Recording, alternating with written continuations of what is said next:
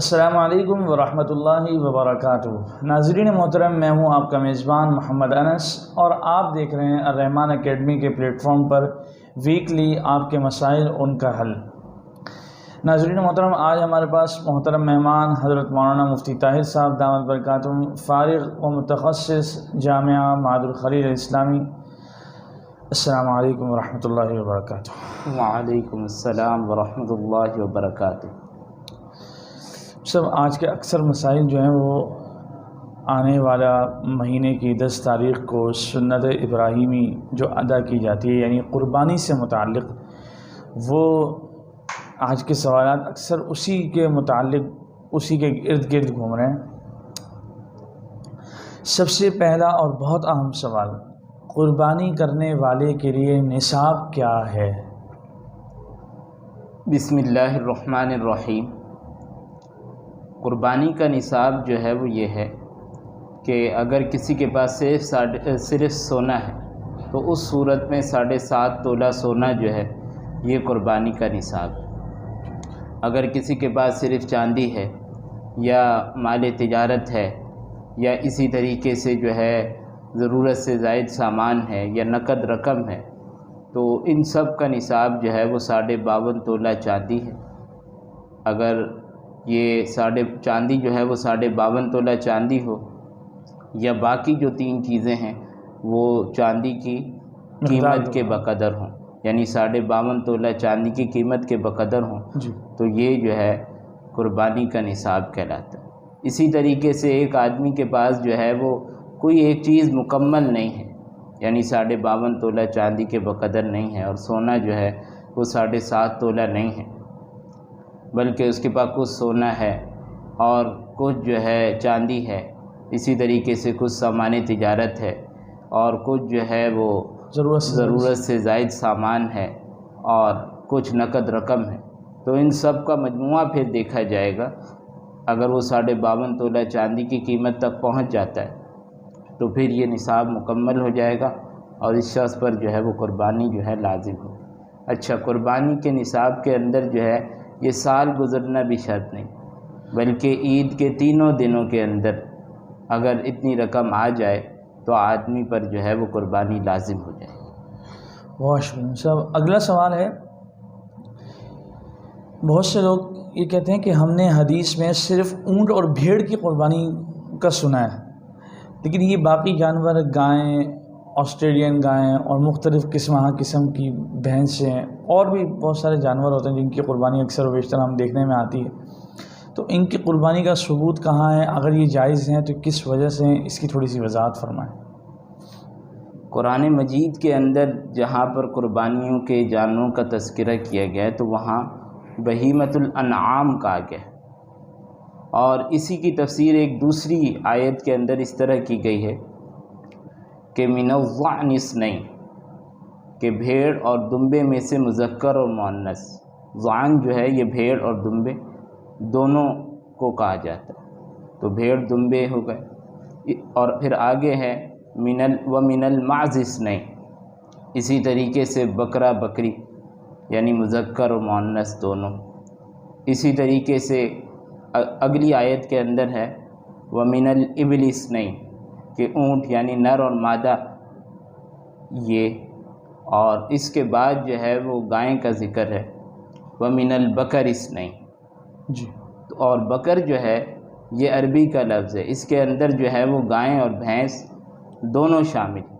یعنی لغتاً جو بکر کے لفظ کا اطلاق ہوتا ہے وہ گائیں اور بھینس دونوں پر ہوتا ہے، تو اس طریقے سے کل جو ہے یہ 6 جانور ہو گئے، یعنی 3 بڑے جانور ہیں، اونٹ، گائیں اور بھینس، ان میں نر اور مادہ دونوں، اور 3 جو ہے وہ چھوٹے ہیں، بھیڑ، دمبا اور بکرا، ان میں بھی نر اور مادہ دونوں۔ ٹھیک سر، بہت اچھا۔ اگلا سوال جو ہے، قربانی کے بڑے جانور میں عقیقہ، ایک حصہ عقیقے کی نیت سے اور کچھ حصے قربانی کے نیت کر لیے جائیں تو اس طرح ملا کر قربانی کرنا، بڑا جانور قربان کرنا کیا جائز ہے؟ ہاں، بڑے جانور کے اندر کیونکہ کل 7 حصے ہوتے تو اب یہ جائز ہے کہ کچھ حصے اس کے اندر جو ہے وہ عقیقے کے ہوں اور کچھ قربانی کے ہوں، اس میں کوئی مذائقہ اور حرج نہیں۔ ٹھیک۔ ایک بہت اہم سوال بہت سارے لوگوں کے ذہن میں ہوتا ہے کہ بڑے جانور میں سب قربانی اگر نفلی ہو، ایک تو یہ کسی گھر کی فرض واجب قربانی ہو رہی ہے تو سمجھ میں آتا ہے کہ بھائی ایک نے واجب اپنی والد کی طرف سے کر لی، اپنی طرف سے کر لی، اور بقیہ قربانیاں نفلی کر لی۔ لیکن ایک گائے لی اور اس میں ساری ہی تقریباً حصے نفلی ہیں، تقریباً کیا سارے ہی حصے نفلی ہیں، تو کیا ایسی صورت میں گائے قربان کرنا اور سب نفلی حصے کی نیت کرنا ہی جائز ہے؟ جی ہاں، اگر ایک بڑے جانور میں 7 حصے نفلی ہوں تو اس میں بھی کوئی حرج نہیں۔ اگلا سوال ہے، عموماً لوگوں کے ذہن میں آتا ہے، یہاں بھی ایک سائل نے کیا ہوا کہ حضور اکرم صلی اللہ علیہ وسلم کی قربانی کرنا، ان کی طرف سے قربانی کرنا، یہ فرض ہے، واجب ہے، سنت ہے، اس کا درجہ کیا ہے؟ آپ علیہ الصلاۃ والسلام کی طرف سے قربانی کرنا یہ فرض اور واجب تو نہیں ہے۔ جی، البتہ آپ علیہ الصلاۃ والسلام کی امت پر بے پناہ احسانات ہیں، بالکل۔ اس لیے آپ کا یہ حق بھی بنتا ہے کہ جو لوگ صاحب استعداد ہیں اور وہ کر سکتے ہیں تو یہ ان کے لیے بہت زیادہ خوش نصیبی کی بات ہوگی کہ وہ آپ علیہ الصلاۃ والسلام کی طرف سے جو ہے قربانی کریں، یہ بہت بڑی سعادت کی بات۔ باقی شریعت نے کسی پر یہ لازم اور ضروری قرار نہیں دیا۔ بہت اچھا۔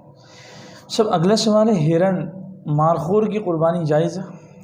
نہیں، ابھی ہم نے جو پیچھے جو تفصیل 6 جانوروں کا تذکرہ کیا ہے، صرف انہی 6 جانوروں کی قربانی جائے، اس کے علاوہ باقی جنگلی جانور ہوں یا دوسرے جانور ہیں ان کی قربانی جائز ہے۔ ٹھیک ہے۔ سر اگلا سوال ہے، کیا گھر کی کسی ایک فرد کا قربانی کر لینا کافی ہے یا گھر کے تمام افراد پر قربانی کرنا لازم ہے؟ اصل میں قربانی صاحب نصاب پر لازم ہے، تو اب یہ دیکھا جائے گا کہ اگر گھر میں صرف ایک ہی آدمی صاحب نصاب ہے تو ظاہر ہے صرف ایک پر ہی لازم ہوگی، اور اگر ایک سے زائد افراد جو ہیں وہ صاحب نصاب ہیں یا سارے ہی لوگ صاحب نصاب ہیں تو پھر ہر ایک پر الگ الگ قربانی کرنا لازم ہوگا۔ اس صورت میں ایک قربانی کرنا یہ کافی نہیں۔ مطلب یہ نا کہ بہت سارے لبرلز یا دین بیزار یا دین سے دور احباب بسا اوقات وہ یہ سمجھتے ہیں کہ ان کے گھر میں حالانکہ صاحب استعداد ہوتا ہے لیکن وہ یہ سمجھتے ہیں کہ بس دادا کر رہے ہیں یا والد کر رہے ہیں تو بس پورے گھر کے لیے قربانی ہو گئی۔ یہ اس طرح کا سوچ اور اس طرح کا عمل کرنا یہ صحیح نہیں ہے۔ ہاں، اگر ایک سے زائد صاحب نصاب لوگ موجود ہیں تو ظاہر ہے پھر ہر ایک کو الگ الگ اپنی قربانی کرنی۔ بہت اچھا۔ سب اگلا سوال ہے، اگر قربانی کے لیے قربانی کے جانور کو ذبح کیا جا رہا اور 2 شخص مل کر چھری پھیر رہے ہیں تو کیا اس صورت میں دونوں پر بسم اللہ پڑھنا واجب ہے؟ قربانی کے جانور کو ذبح کرتے وقت ایک تو معاونین ہوتے ہیں، جو کسی نے جو ہے وہ اس کے پیٹ کو دبایا ہوا ہے، کسی نے جو ہے وہ ٹانگیں پکڑی ہوئی ہیں، ان پر تو لازم نہیں ہے۔ البتہ جو ذبح میں شریک ہیں، جی، یعنی جن کے ہاتھ چھری کے اوپر موجود ہیں اور وہ اپنے ہاتھ سے جو ہے وہ چھری چلا رہے ہیں یا چھری چلانے میں مدد فراہم کر رہے ہیں تو ان سب پر بسم اللہ پڑھنا ضروری ہوگی۔ اگر 2 ہیں تو دونوں پر بسم اللہ پڑھنا ضروری ہوگی۔ ایک نے پڑھ لی، ایک نے نہیں پڑھی اور جان بوجھ کے نہیں پڑھی تو ایسی صورت میں پھر جانور حلال نہیں۔ اور ہم اگلا مسئلہ ہے صاحب کہ 2 آدمی چھری پھیر رہے تھے اور یہی ان کو یہ مسئلہ بھی معلوم تھا کہ دونوں نے بسم اللہ پڑھنی ہے، لیکن جانور کی کسی حرکت سے حادثے سے بچنے کے لیے ایک گر گیا یا کسی ایسی اس کی حرکت ہوئی جس سے ایک شخص گر گیا یا پیچھے ہٹ گیا یا اس کی کمر میں کوئی جھٹکا آ گیا، XYZ کچھ بھی لے لیں تو، اور بسم اللہ نہیں پڑھی گئی، یعنی ایک شخص جو گر گیا حالانکہ اس کا ہاتھ چھری پہ تھا اس نے بسم اللہ نہیں پڑھی تو کیا اس صورت میں قربانی ٹھیک ہوگی؟ گرنے کے بعد بھی اگر اس کا ہاتھ چھری پر باقی رہا تو یہ دیکھا جائے گا کہ اگر اس سے بھول کے نہیں پڑی تو اس صورت کے اندر تو قربانی ہو جائے گی اور جانور حلال ہو جائے گا۔ جی، لیکن اگر وہ بھول گیا ہے، اگر جان بوجھ کے نہیں چھوڑ دیا، اگر وہ بھول گیا ہے تو پھر تو جانور جو ہے حلال ہو جائے گا، قربانی ہو جائے گی۔ لیکن اگر اس نے جان بوجھ کے بسم اللہ چھوڑ دی ہے تو پھر اس صورت کے اندر حلال نہیں ہوگا۔ یعنی اصل دارالمدار وہ بھولنے اور جان بوجھ کے اوپر، کہ اگر جو ہے وہ بھول کر اس سے رہ گئی بسم اللہ تو پھر تو جانور حلال ہے، اور اگر جان بوجھ کے اس سے بسم اللہ چھوڑ دی، یاد تھی لیکن نہیں پڑھی، تو پھر جانور جو ہے وہ حلال نہیں۔ ٹھیک سب، اگلا سوال بہت ہی اہم، اگر قربانی کا جانور بہت زیادہ بدک گیا اور ان کنٹرول ہو گیا، قابو نہیں آ رہا، تو اس صورت میں گولی مار کر کمزور کر کے پھر چھری پھیر سکتے ہیں؟ اگر بڑا جانور ہے اور وہ اس طرح بالکل بے قابو ہو گیا کہ اب جو ہے وہ اس کو قابو کرنا جو ہے کسی طرح ممکن نہیں ہے، تو ایسی صورت کے اندر جو ہے کسی نے گولی مار دی اور زخمی کر لیا، اور پھر اس کے بعد جو ہے جان نکلنے سے پہلے بسم اللہ پڑھ کے اس پر چھری چلا دی، تو وہ حلال ہو جائے۔ ٹھیک،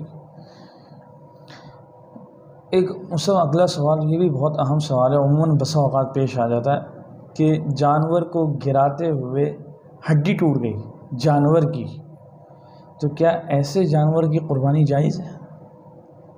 جب ذبح کرتے ہوئے یا گراتے ہوئے جانور کے اندر جو ہے وہ کوئی عیب پیدا ہو جائے یا اس کو کوئی زخم لگ جائے یا ہڈی وغیرہ ٹوٹ جائے تو یہ معاف ہے، کیونکہ اس وقت جو ہے اس کو ذبح کر رہے ہیں تو اس کے اندر جو ہے بعض اوقات جانور بدک جاتا ہے یا اچھل جاتا ہے، تو اگر ایسا معاملہ ہو جائے ذبح کے وقت، یعنی جس وقت ذبح کے لیے اس کو گرا رہے ہیں، تو اس وقت اگر کوئی ایسا عیب پیدا ہو جائے تو وہ معاف۔ اگلے سوال میں صاحب کہ دمبے میں، بھیڑ میں اکثر کہا جاتا ہے کہ دو دانت شرط نہیں ہے، اس کی کیا وجہ ہے؟ اصل میں جانور کے اندر عمر کا پورا ہونا یہ ضروری ہے، اصل جو شرط ہے وہ عمر کا پورا ہونا ہے۔ اب یہ بڑے جانور کے اندر جو ہے اونٹ کے اندر 5 سال ہے، اور جو ہے گائے کے اندر جو ہے وہ 2 سال ہے، گائے اور بھینس دونوں میں، اور چھوٹے جو جانور ہیں ان کے اندر 1 سال ہے۔ تو اصل تو حکم یہ ہے، البتہ دانت جو ہوتے ہیں یہ تو صرف علامت کے طور پہ ہوتے ہیں۔